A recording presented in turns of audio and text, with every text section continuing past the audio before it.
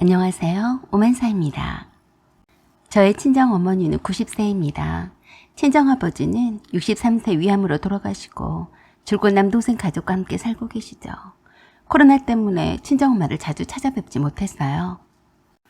엄마가 다니시던 노인복지관에도 코로나가 확진된 사람이 생겼다는 말에 친정엄마가 걱정이 많이 되곤 했는데 다행히도 별 이상 없이 아직까지 건강하셔서 얼마나 고마운 줄 모르네요.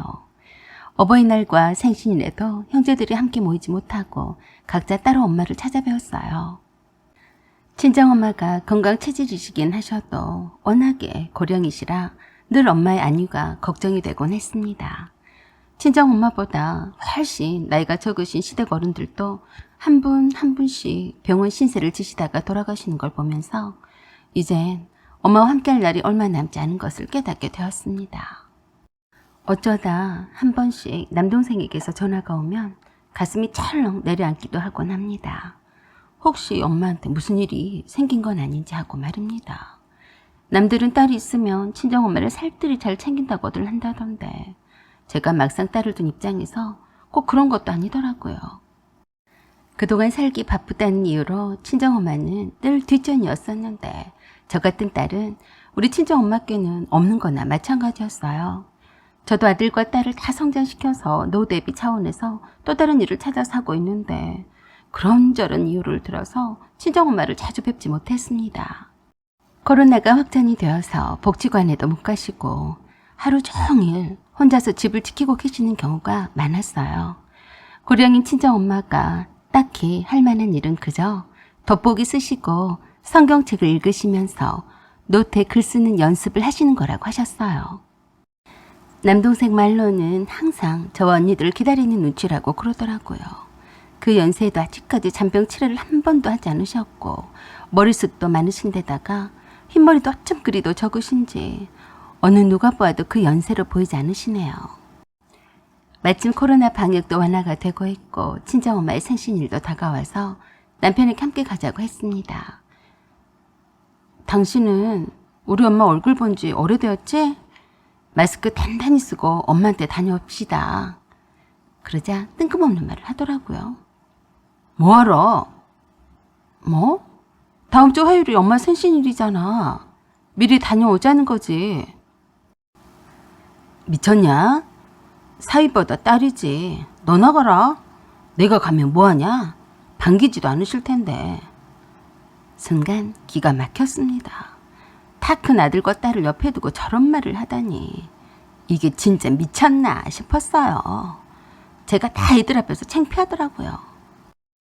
우리 애들한테서 아빠 생신이라고 용돈도 받고 식사도 대접받고 했으면서 장모 생신을 쌩까려고 하다니 입에서 욕이 막 나오려는 것을 꼭 참았네요.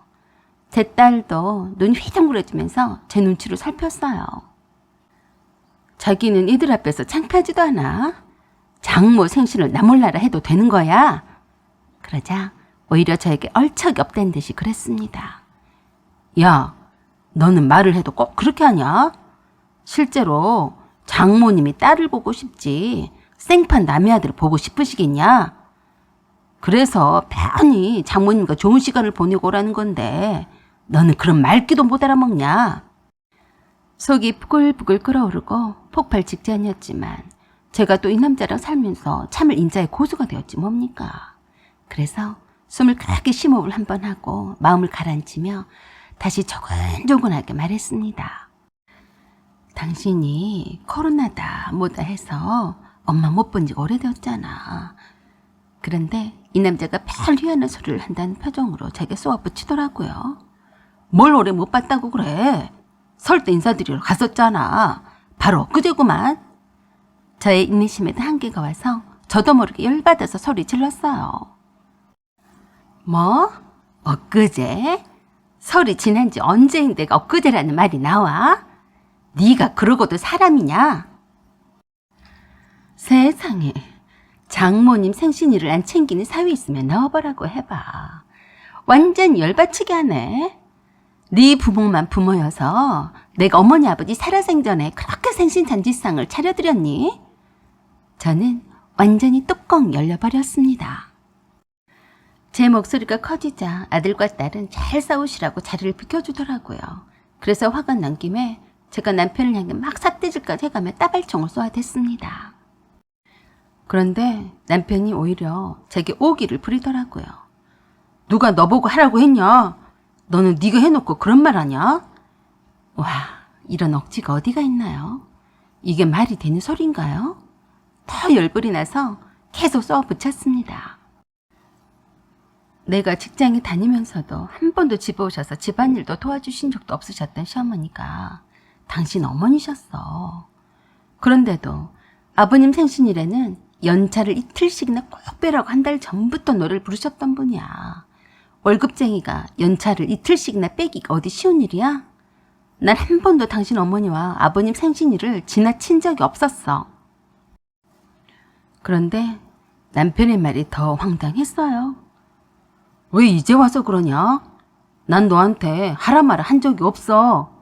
네가 네 며느리 도리를 다 하려고 했던 건데 그때 네가 하기 싫었으면 나처럼 안 하면 되는 거였지. 뭐 때문에 해놓고 나한테 생색질이야? 말도 안 되는 소리에 화가 머리 끝까지 치솟은 나에게 더욱 염장을 질렀습니다. 그래서 넌 사위도리는 하기 싫으니까 하지 않겠다는 거야? 그래, 솔직히 장모님이 나 이뻐하시지도 않잖아. 맨날 자기 딸 덕에 산다고 하실 거고 무능한 사위라서 딸 고생시킨다고 고운 눈으로 보시겠냐? 그래서 가기 싫어. 어이가 없었어요. 나이가 60인 남자가 할 소리인지 기가 막혔습니다. 장모가 90세라서 언제 돌아가실지 모르는데 하루라도 뵐 수 있을 때 뵐 생각은 하지 않고 그게 입이라고 말하고 자빠졌니? 그러니까 너나 가. 왜 가기 싫다는데 억지로 끌고 가려고 하냐? 그래서 제가 애가 터지다는 듯이 가슴을 쾅쾅 치면서 낮은 목소리로 말했습니다. 그걸 진짜 몰라서 그러는 거 아니지? 현분 언니들은 왜 꼬박꼬박 자주 뵈러 다니는데 그걸 모르겠어? 그래, 모르겠다.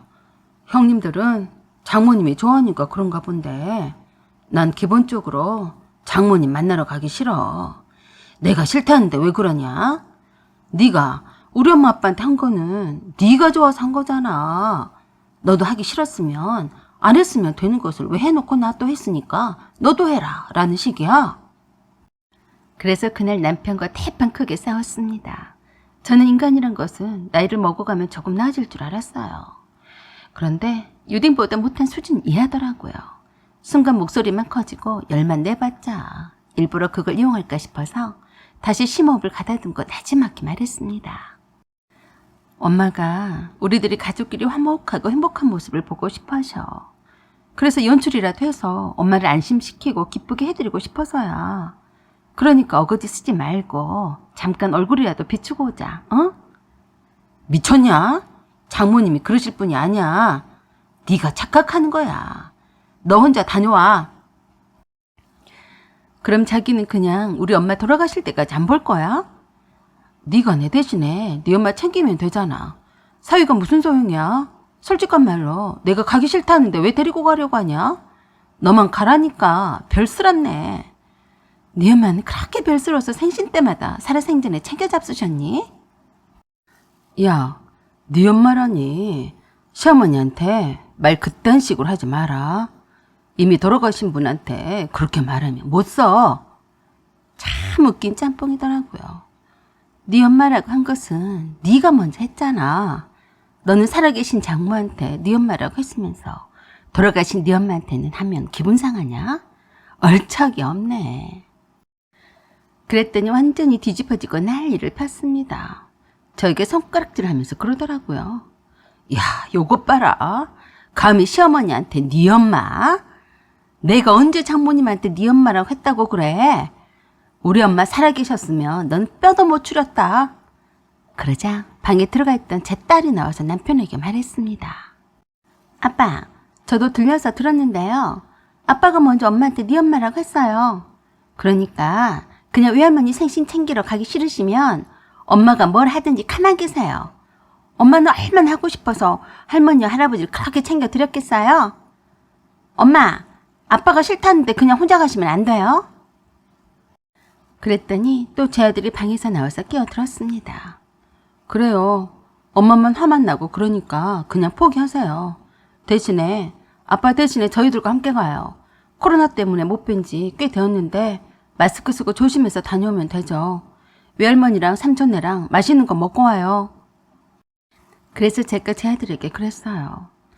나는 네 할머니 할아버지 장례식 때도 그렇게 앞장서서 다 잘 치러드렸는데도 네 아빠는 외할머니 장례식 때도 가기 싫으면 안 갈 위인이다. 그랬더니 대번에 남편이 그랬습니다. 안 갈 수도 있지. 장모님 장례식이라고 무조건 사위가 가야 되는 법이라도 있냐? 사실 저는 남편이 그 말에 충격을 먹었습니다. 속인 말이라도 저런 말을 내 앞에서 당당히 할 수 있다니 말문이 막혔어요. 제 딸과 아들은 말 같지도 않은 말이니 대꾸할 가치도 없다는 듯한 표정이었습니다. 정말 그랬어요. 내가 이제껏 남편에게 화내고 있던 것이 참 부끄럽고 왜 부질없는 짓을 했는지 알겠더라고요. 갑자기 저는 무표정이 되면서 이후로 아무 말도 하지 않고 애들과 함께 집을 나왔습니다. 그대로 친정집에 도착할 때까지 한마디 말도 하지 않았고 친정엄마를 뵙고서는 언제 그랬냐는 듯이 즐겁게 시간을 보내고 돌아왔습니다. 친정엄마에게는 늘 그렇듯이 적당한 핑계거리로 남편이 못 왔다고만 했어요. 하루가 다르게 앙상하게 여유야만 가는 친정엄마를 보자 제가 그동안 참 불효녀였구나 싶었습니다. 막대 먹은 남편을 만나서 고생하는 딸을 지켜보시겠으니 말입니다. 만일 제 딸이 남편 같은 사위를 만나 산다면 죽어라 둘 사이를 찢어 놓았을 거네요. 엄마는 그래도 티 한 번을 안 내신 분이셨어요. 친정엄마가 남편을 좋아하지 않으실 거라고 하는 건 순전히 남편 생각이었고 핑계거리였고 자격지심 때문이었습니다. 이제라도 헐가분해지기로 마음먹었어요. 사실 남편이 특별히 바람을 피거나 음주감으로 속 섞이거나 하는 일이 없었기에 웬만한 불협화음에도 참고 넘어가기 일쑤였어요. 남편이 무능해서 돈을 못 벌어다 줘도 제가 잘 버니까 그런 대로 살만 했으니까요. 시부모 살아 생전에도 남편의 길을 안 죽이려고 제가 목소리도 많이 높이지도 않았고요. 할 수 있는 한 시부모님께도 잘했었다고 자부합니다. 그런데 그걸 모르더라고요. 늘상 제가 번 돈으로 처 발라서 시댁도 챙기고 친정도 챙기니까 저는 늘 그런 사람이려니 라고 생각하나 봅니다. 자기가 번 돈은 자기 호주머니를 찾으면서도 단 한 번도 친정집 주변을 지나치면서 장모님께 수박 한 덩이를 사다 드린 적도 없었어요. 저는 늘 일하기 바빠서 그런 거 저런 걸로 다툴 새도 없었고요. 솔직히 말하자면 딸이 결혼하기 전까지는 이혼이란 있을 수 없다고 단정 지었었죠. 그런데 생각이 180도로 바뀌더라고요. 장모가 돌아가신다 해도 장례식장에 가기 싫으면 안 간다라고 했을 때 이건 정말 내가 이런 소리를 남편 입에서 들어야만 했는가 하고 자책을 했습니다. 이건 남편의 자격도 제 딸의 아빠로서 자격 미달이라고 생각이 되었어요. 절대로 제 딸이 남편의 손을 잡고 결혼식장에 들어가게 해서는 안 되겠다고 생각했습니다. 제 딸 얼굴에 먹칠하는 일이니까요. 생각이 거기에 미치자 모든 게 수월해졌습니다. 가뿐하기까지 하더라고요. 제가 나이에 비해 동안이고 꽤나 알아주는 미모에 왜 저런 남편을 버리지 못하고 사냐고 하는 이들도 있었는데 이참에 확실히 버리기로 했습니다. 애들한테도 동의를 받았습니다. 제 딸이 그랬어요. 엄마 하고 싶은 대로 해요. 아빠 말고 다른 아저씨를 만난다고 해도 괜찮아요. 그래서 제일 먼저 남편의 차를 뺏어서 팔아버렸습니다. 제가 가족용으로 샀던 차인데 혼자서 자기 것 마냥 잘 타고 다녔거든요. 집은 남편 명의로 되어 있어서 이혼을 요구하며 팔아서 반으로 나눠주라고 했습니다. 그랬더니 이혼을 못 해준다며 집을 나갔어요. 저를 피해 도망친 셈이죠. 제가 돈줄인데 이혼을 바로 해줄 리가 없었죠. 제가 성이 풀리면 그러다 말겠지란 생각으로 저를 피했습니다. 찌질해도 이런 찌질이가 또 어디에 있을까 싶을 정도로 정남이 떨어졌습니다. 혼자서 호주머니 찾던 돈을 다 들고 나가서 흥청망청 여기저기 산으로 들로 바다로 여행을 다니는 것 같더라고요. 가끔씩 우리 애들에게 톡도 보내면서 간 보는 것 같았습니다. 어차피 자기가 가진 돈을 다 써도 보험 같은 믿는 구석인 제가 있으니 손해볼 게 없다는 듯 해보였어요. 하지만 저는 이혼 소송을 준비를 했고 결과적으로 제가 원하는 대로 이혼은 판결을 받았습니다. 그저 피하기만 하면 되겠지 싶었는데 진짜로 이혼 소송을 해오자 저에게 배신감이 든다고 하는데 어이가 없어서 대꾸도 하지 않았습니다. 그저 헤어지면서 한마디만 해줬어요. 참 안 됐다. 애들도 너한테 질렸단다. 아버지라고 널 찾을 일은 없을 텐데 어쩌냐? 그러게 좋게 신사적으로 이혼을 해주고 떠날 것이지. 혼자서 잘 퍼먹고 놀고 다녔냐? 그래, 땡전 한 푼 없이 혼자서 잘 살아라. 낯빛이 잿빛으로 변하던 그 순간에 남편 얼굴이 떠오르네요. 그 뒤로 신우를 통해서 자꾸 우리 애들에게 아프다는 소식을 전해오는데 애들이 어쩌겠어요. 자기 생활들이 있는데 말입니다. 자꾸 신우가 애들에게 혼자서 궁상 떨고 살고 있는 전 남편에게 자주 내다보라고 채근한다고 한다는데 우리 애들이 그랬답니다. 아빠한테 가기 싫어서 안 가는 거예요. 아빠도 아빠가 하고 싶은 대로 하면서 사셨는데 저희를 이해하실 거예요. 저랑 살면서 혼자 주머니 차고 저 이혼하기 싫어서 그 돈으로 잘 쓰고 살았으면서 제가 아쉬우니까 자꾸 신우를 통해서 애들을 들쑤시는데 다 잘하는 우리 애들이 신경도 안 씁니다. 어디 돈줄과 동아줄 끊어진 상태로 얼마나 잘 버티면 잘 사나 지켜볼 겁니다. 여러분들은 이런 최악의 남편을 만나진 않으셨겠죠.